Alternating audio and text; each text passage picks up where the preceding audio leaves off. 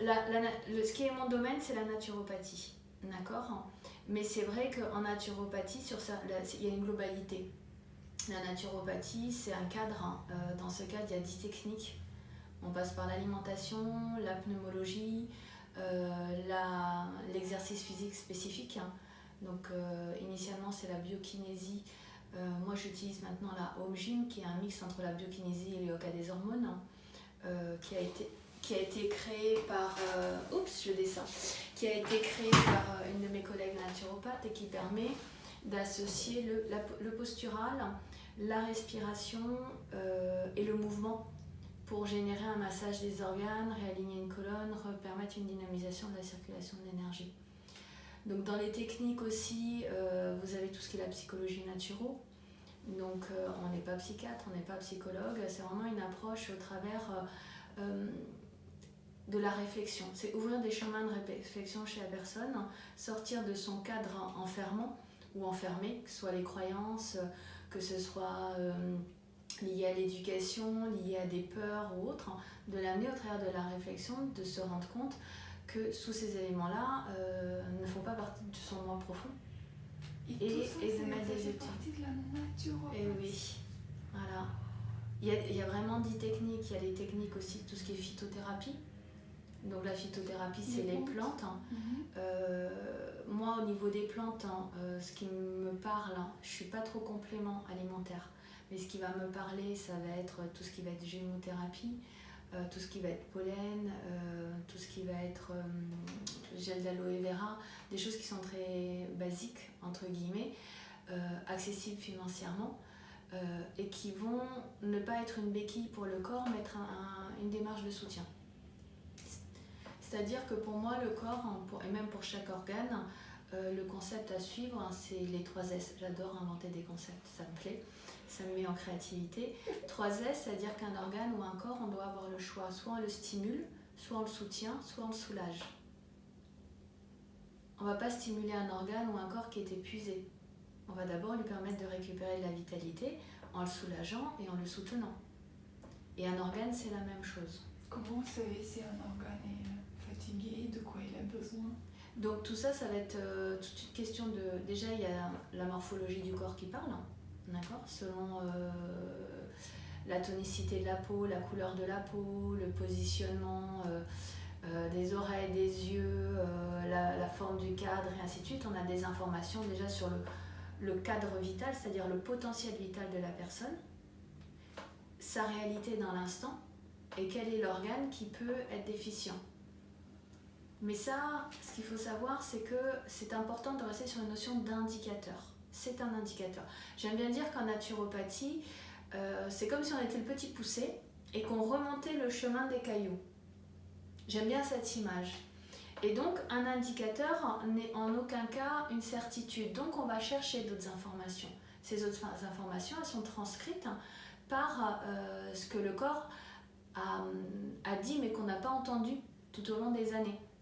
Donc c'est pour ça qu'en naturopathie, on va poser des questions sur les différents symptômes, pathologies, maladies, voire accidents qui se sont prolongés depuis la naissance, parfois même au cœur même de l'utérus,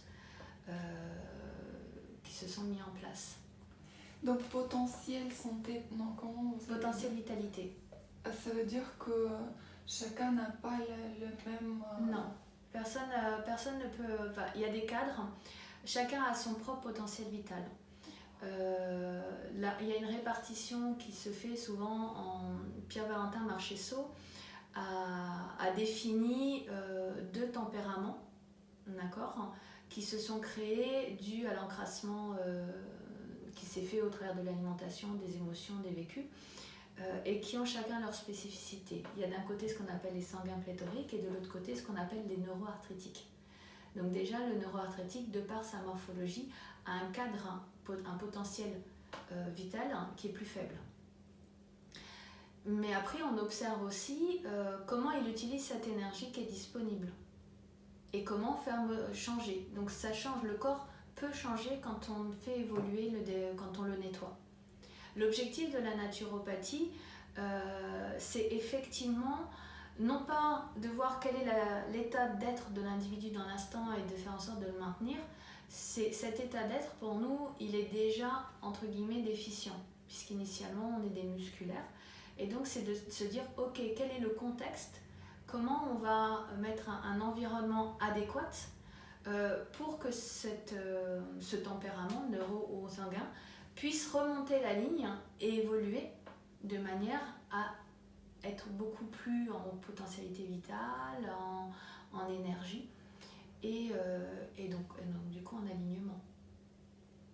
Donc voilà, là c'est vraiment la notion de vitalité. Les autres outils que l'on peut avoir, ça va être la lumière, hein, les ondes de couleur, tout ce qui va être onde d'ailleurs. Hein, luminothérapie. Alors la luminothérapie, c'est une des parties de l'actinologie. D'accord. Hein. Donc après, par exemple, les ondes de couleur, on est aussi sur de la lumière, hein, des ondes, les ondes sonores. Vous avez vu tout à l'heure, j'ai les bols tibétains. J'aime bien pratiquer avec le chant diphonique aussi. Donc après, ce qui est important, parce que ça peut être impressionnant comme ça, je ne suis spécialiste en rien.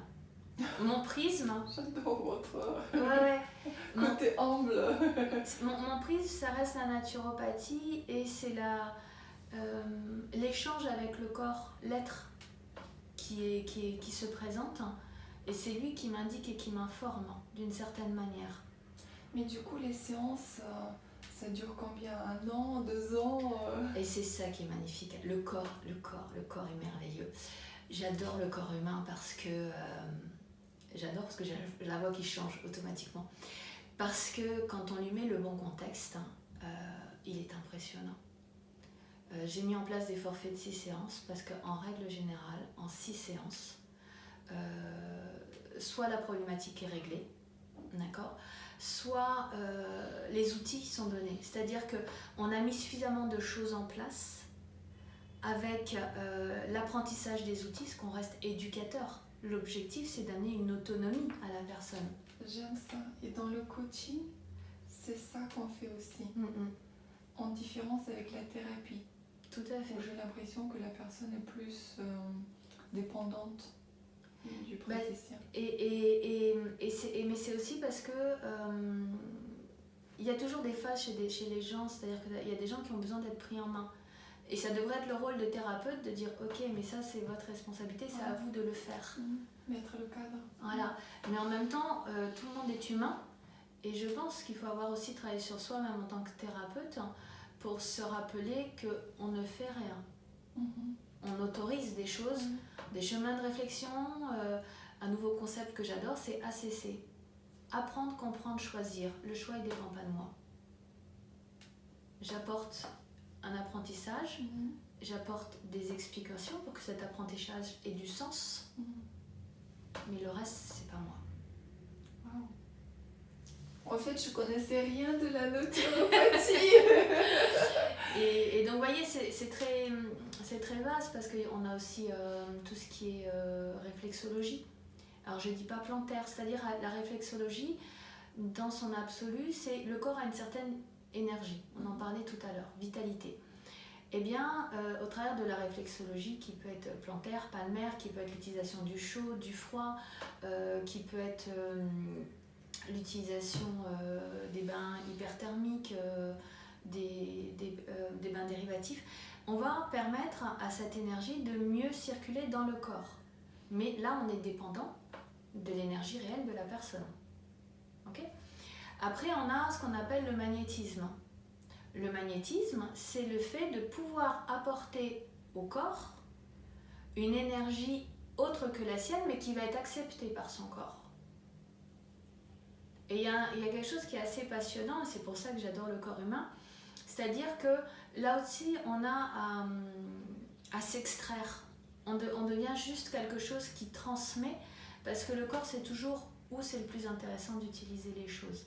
Le symptôme n'est que le haut de l'iceberg.